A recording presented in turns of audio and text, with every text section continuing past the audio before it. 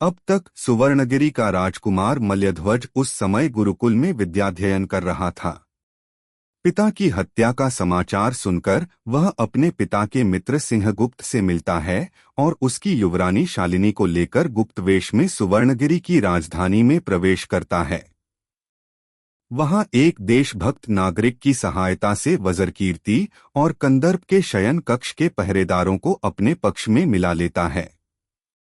तदोपरांत आधी रात के बाद मल्यध्वज ने गुरु की सहायता से वज्रकीर्ति के शयनागार में प्रवेश किया। उस समय वह गाढ़ी निद्रा में सो रहा था। मल्यध्वज ने उसे पांव से ठोकर मारकर जगा दिया। अपने सामने नंगी तलवार के साथ एक युवक को देखकर वज्रकीर्ति चीख पड़ा। मल्यध्वज ने उसके मुंह को बंद करते हुए कहा, तुमने कपट से मेरे राज्य पर आक्रमण कर सोए हुए मेरे पिता की हत्या कर दी, लेकिन मैं तुम्हें जगाकर न्यायपूर्वक ही मार रहा हूं। इतना कहकर उसने वज्रकीर्ति की छाती में तलवार घुसेड़ दी। उसी समय वीर की सहायता से पुरुष वेश में शालिनी ने विश्वासघाती सेनापति कंदर्प के शयनागार में प्रवेश कर उसे जगाया। उसके जगते ही उसने उसके शरीर में विषपूरित सुई चुभो दी। कुछ ही क्षणों में वह मौत की गोद में सदा के लिए सो गया। मल्यध्वज वज्रकीर्ति को मारकर गुरु के साथ कंदर्प के कक्ष की ओर बढ़ ही रहा था कि मार्ग में ही शालिनी मिल गई। उसने कूट भाषा में संकेत से कहा कि काम हो गया। मल्यध्वज ने वीर को आदेश देकर राजमहल के सभी पहरेदारों को वहां बुलवाया और अपना परिचय देकर कहा, यहाँ का राजा अब मैं हूँ। विश्वासघाती कंदर्प और कपटी वज्रकीर्ति को उनके पाप की सजा मिल चुकी है। मेरे आदेश के बिना महल में जो भी आए उसे बंदी बना लो। आज की रात बहुत भयावनी है। खबरदार, एक चिड़िया भी यहाँ प्रवेश नहीं कर पाए।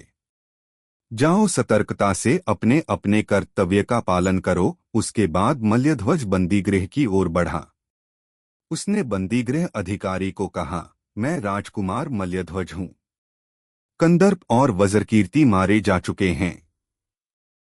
मैं अपने मंत्री और राजा के भक्त सेनाधिकारियों को मुक्त करने आया हूँ। बंदीगृह अधिकारी ने तुरंत मंत्री और सेनाधिकारियों को मुक्त कर दिया। मंत्रीवर, अब आप पुनः राज्य के संचालन का भार अपने हाथ में लीजिए। रास्ते के सभी कांटे दूर हो चुके हैं। कंदर्प और वज्रकीर्ति मारे गए। कल प्रातः ही नए राजा की घोषणा होनी चाहिए। अभी तक दोनों की मृत्यु की खबर महल से बाहर नहीं पहुंची है। अब आप जैसा उचित समझें करें। मल्यध्वज ने मंत्री को सादर प्रणाम करते हुए कहा, साधुवाद मल्यध्वज। तुमने पिता का बदला लेकर अपना राज्य भी वापस ले लिया। यह तुमने वीरता का काम किया है। अब सब कुछ मुझ पर छोड़ दो। लेकिन यह युवक तुम्हारे साथ कौन है? शालिनी की ओर संकेत कर मंत्री ने पूछा। बाद में बताऊंगा। यह इसके लिए उपयुक्त समय नहीं है। अभी मेरे लिए क्या आदेश है? मल्यध्वज ने कहा, तुम अभी विश्राम करो। प्रातः 7 बजे सभा भवन में उपस्थित हो जाना, मंत्री ने कहा। इसके बाद मंत्री सेनाधिकारियों को लेकर जो इनके साथ बंदी थे सीधे सेना शिविर में गए और सभी सेनाधिकारियों को संबोधित करते हुए कहा, हमारे पुराने राजा के राजकुमार ने शासन की बागडोर अपने हाथ में ले ली है। प्रातः 7 बजे सभा भवन में उनका राज्याभिषेक होगा। राज्य का अनुशासन सेना का दायित्व होगा। कंदर्प और वज्रकीर्ति के परिवार अगले फैसले तक बंदीगृह में रहेंगे। सवेरे 5 बजे नगर भर में यह मुनादी करा दो कि प्रजा भी इस समारोह में शामिल हो सकती है। सवेरे आक्रामक राजा और कंदर्प की मौत और युवराज मल्यध्वज के राज्याभिषेक पर प्रजा ने आनंदोत्सव मनाया।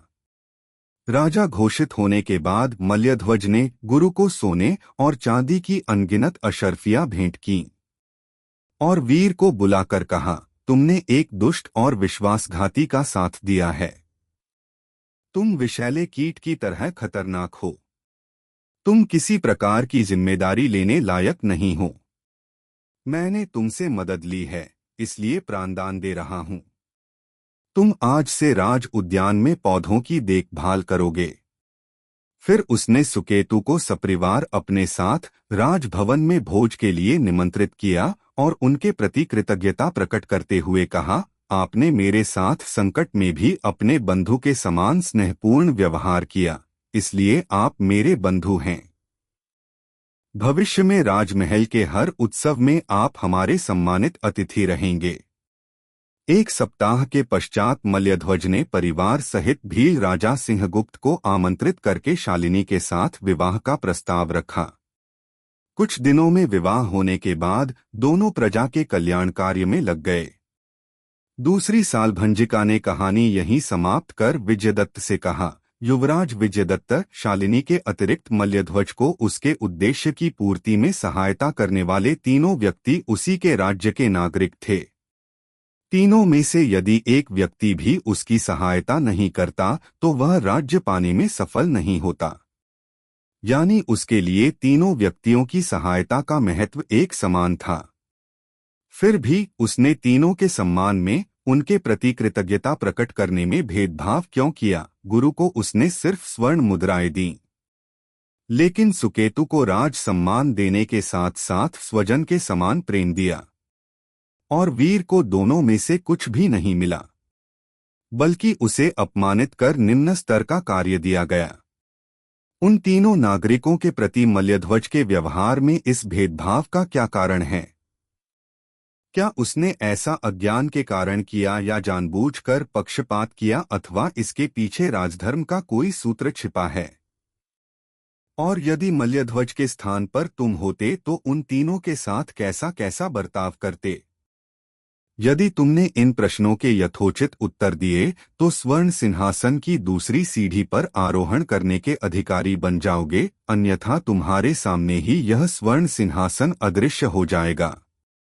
विजयदत्त ने उत्तर देते हुए कहा, हे धर्म की अधिष्ठात्री देवी, उन तीन नागरिकों के प्रति मल्यध्वज के व्यवहार में भिन्नता का कारण उसका अज्ञान या पक्षपात नहीं, बल्कि उसमें राजधर्म का गूढ़ सूत्र छिपा है। राजधर्म का ज्ञाता भिन्न भिन्न व्यक्तियों के साथ उसकी चेतना और बुद्धि के स्तर के अनुसार व्यवहार करता है। तीनों नागरिकों में स्तर भेद के कारण ही उसने तीनों का स्वागत सत्कार अलग अलग ढंग से किया। वीर का स्तर अधम है, वह राजद्रोही, नीच और कुटिल है। वह मजबूर होने पर राजकुमार को सहायता देने का वचन देता है। ऐसे लोग दंड के अधिकारी हैं। लेकिन मल्यध्वज उसके उपकार को नजरअंदाज करना नहीं चाहता, चाहे उसने मजबूरी से ही उसकी सहायता क्यों न की हो। इसीलिए उसे प्राणदंड से मुक्त कर देता है। प्राणदान ही उसके लिए पर्याप्त है। गुरु भी पहरेदार है, लेकिन उसमें कृतज्ञता है, राजभक्ति है। वह मध्यम स्तर का नागरिक है।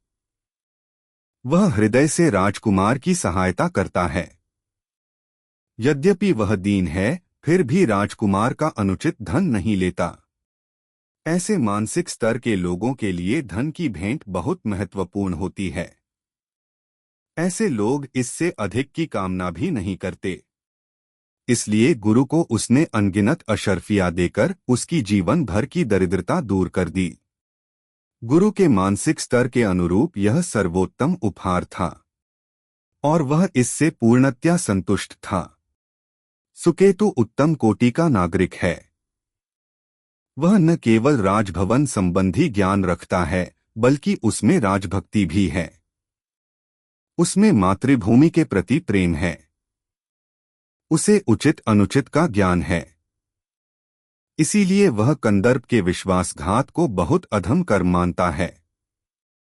वह अपने राजा के लिए सब कुछ करने को तैयार है। यही कारण है कि उसने मल्यध्वज को शरण दी और उसकी संपूर्ण योजना को कार्यान्वित करने में मुख्य भूमिका का निर्वाह किया। उसने राजकुमार को स्वजन के समान ही अपने घर में रखा और उसकी हर संभव सहायता की। इसीलिए राजकुमार मल्यध्वज ने भी राजा हो जाने पर उसे और उसकी पत्नी को अपने संबंधी के समान ही राज सम्मान दिया। धन से ऊंची श्रेणी की यह राजकीय प्रतिष्ठा विशिष्ट नागरिकों को ही सुलभ होती है। यह सम्मान सुकेतु के मानसिक स्तर के सर्वथा उपयुक्त था और वह इससे पूर्णतया संतुष्ट था। मेरी दृष्टि में मल्यध्वज का तीनों के प्रति अलग अलग व्यवहार उनकी योग्यता और स्तर के अनुरूप होने के कारण सर्वथा उचित था। एक उत्तम कोटि के राजा को ऐसा ही करना चाहिए। राजधर्म का यही आदर्श रूप है। मल्यध्वज के स्थान पर यदि मैं होता तो ऐसा ही व्यवहार करता। विजयदत्त का उत्तर सुनकर दूसरी सालभंजिका ने प्रसन्न होकर कहा, बधाई युवराज, तुम्हारा उत्तर आदर्श राजा के धर्म सूत्र के अनुरूप है। अब तुम दूसरी सीढ़ी पर आरोहण के योग्य हो। तुम्हारा स्वागत है। सालभंजिका द्वारा विजयदत्त का स्वागत होते देख सभा भवन तालियों की आवाज से गूंज उठा। मंगल वाद्यों के स्वर से चारों ओर आनंद की लहर दौड़ गई। विजयदत्त ने प्रसन्न मुद्रा में दूसरी सीढ़ी पर पांव रखे। तब तीसरी और अंतिम सालभंजिका ने मुस्कुराते हुए कहा, युवराज विजयदत्त, न्याय की देवी के रूप में तुम मेरा परिचय जान ही चुके हो। मैं तुम्हें न्यायवर्धन नाम के एक राजा की कहानी सुनाऊंगी। श्रद्धापूर्वक ध्यान से सुनो। न्यायवर्धन सुभद्रा देश का शासक था। वह अपने आदर्श न्याय के लिए सर्वत्र प्रसिद्ध था और इसी कारण अपने राज्य में प्रजा का बहुत प्रिय था। उसके न्याय में कहीं पक्षपात या असत्य का आभास तक नहीं मिलता। इसी आदर्श न्याय के कारण उसका नाम न्यायवर्धन पड़ गया। वैसे उसका वास्तविक नाम बलवर्धन था। सुभद्रा देश का पड़ोसी राजा भौम्य बलवर्धन का घनिष्ठ मित्र था। जब भौम्य का युवराज कुमार सेतु युवा हो गया, तब एक दिन राजा भौम्य ने उससे कहा, पुत्र, मैं वृद्ध हो गया हूं, चाहता हूं तुम्हारा राज्याभिषेक कर दूं। लेकिन राजा बनने से पहले राजा के मुख्य धर्म न्याय का यथोचित ज्ञान आवश्यक है। पड़ोसी राजा न्यायवर्धन मेरे मित्र हैं और आदर्श न्याय के लिए प्रसिद्ध हैं। अच्छा होगा यदि कुछ दिनों के लिए शिष्य के रूप में उनके साथ रहकर न्याय धर्म का ज्ञान प्राप्त करो। यह तुम्हारे लिए बहुत हितकर सिद्ध होगा। पिता के आदेशानुसार कुमार सेतु सुभद्रा देश जाकर राजा न्यायवर्धन से मिला। राजा ने उसे पुत्रवत प्यार दिया और कहा, न्याय के विषय में मुझे जो भी ज्ञात है मैं बता दूंगा। न्याय व्यवस्था एक विशाल परिवार के समान है। राजा उस परिवार का प्रमुख है। जिस प्रकार परिवार में बच्चों के बीच झगड़े होते रहते हैं, वैसे ही राज्य भर में प्रजा के बीच परस्पर मतभेद होते रहते हैं। यदि उनका निपटारा आपस में हो जाए तो अच्छा होता है, अन्यथा उनके मतभेद के निर्णय का दायित्व प्रमुख पर आ जाता है। राज्य के झगड़ों का निपटारा करने के लिए न्यायाधीश होते हैं। यदि उनसे यह कार्य नहीं होता तो उस समस्या को राजा के समक्ष प्रस्तुत किया जाता है। राजा का यह कर्तव्य होता है कि वह तथ्य की गहराई में जाए और सत्य का पता लगाए और तदनुसार न्याय करे। सच्चा न्याय देश की आंतरिक सुख शांति के लिए आवश्यक है। इससे राजा प्रजा के प्रेम और आदर का पात्र बनता है। यदि प्रजा का पूर्ण समर्थन प्राप्त हो तो उसकी शक्ति 1000 अक्षौहिणी सेना के समान हो जाती है। इस प्रकार राजा न्यायवर्धन ने कुमार सेतु को न्याय विषय पर बहुत बातें बताईं और दूसरे दिन राजसभा में उपस्थित रहकर न्याय विचार की प्रक्रिया को श्रद्धा और ध्यान से देखने और सुनने के लिए कहा। दूसरे दिन कुमार सेतु न्यायवर्धन के साथ बैठकर राजसभा में होने वाली न्याय प्रक्रिया को ध्यान से देखने लगा। उस दिन न्याय निर्णय के लिए 3 व्यक्ति आए थे। उनमें से पहला फरियादी एक साधारण किसान था जिसका नाम स्वामी था। उसका प्रतिवादी था चंद्र।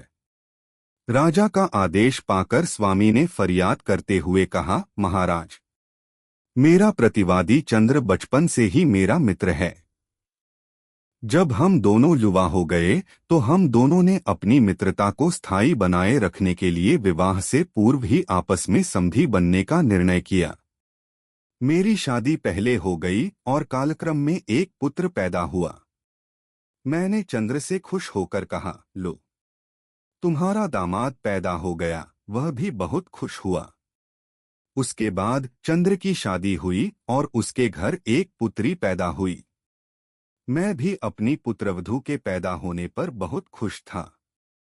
दोनों बच्चे जब कुछ बड़े हुए तो थे भी आपस में मित्र बन गए। हम दोनों ने उनके विवाह का रिश्ता पक्का कर दिया।